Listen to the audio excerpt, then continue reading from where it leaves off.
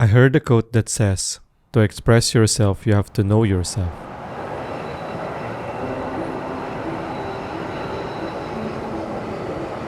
This is the reason why I'm not creating any videos lately, because I'm trying to find my voice. I'm trying to find what do I want to share.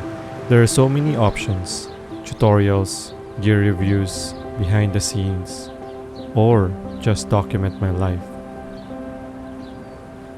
But why do I want to create videos on YouTube in the first place? There are so many reasons, but the one thing that comes to my mind is, and this is a selfish reason, I want my kids to see my journey, like our journey, on how we participate in this thing called life. Celebrate! I remembered my late father. He was a seafarer, and he regularly sent us recorded cassette tapes to tell where he was and what he felt that day. I couldn't remember anything about him visually when I was growing up, but I always remembered his voice. Hello, Mami. Hello, Bear. Bear, kamusta ka, anak? Happy birthday in advance. I love you all. This was December 26, 1991. I was only 4 years old. Listening to it today brings back the joyful memories we shared. Every time I miss him, I played these tapes. It's fascinating to think on how they communicate at that time. Handwritten letters, recording messages to cassette tapes. It feels like they were more intentional back then. My dad was away for 10 months in a year. He worked for 25 years as a seafarer. Recording cassette tapes was his way to document his journey. I documented many people for my work.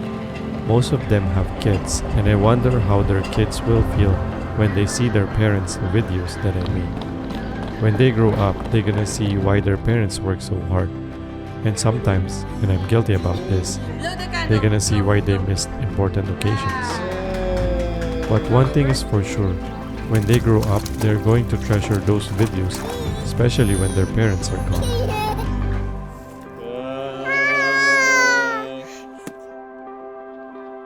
I received a sad news. One of my clients recently passed away. His assistant emailed me and said, "The videos you took become so much valuable, as we are now sadly missing our number one player." I documented only a day of him working and teaching people, but one video alone told how passionate and alive he was in his craft. As I reflect in my life, I really didn't document my journey.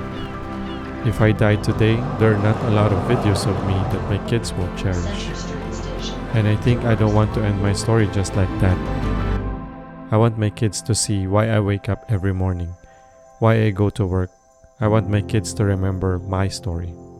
Starting today, I decide to intentionally document myself and tell a story that my kids someday will be proud of. So going back to this quote, to express yourself, you have to know yourself. I think knowing yourself is to study yourself. And one part of studying yourself is to document.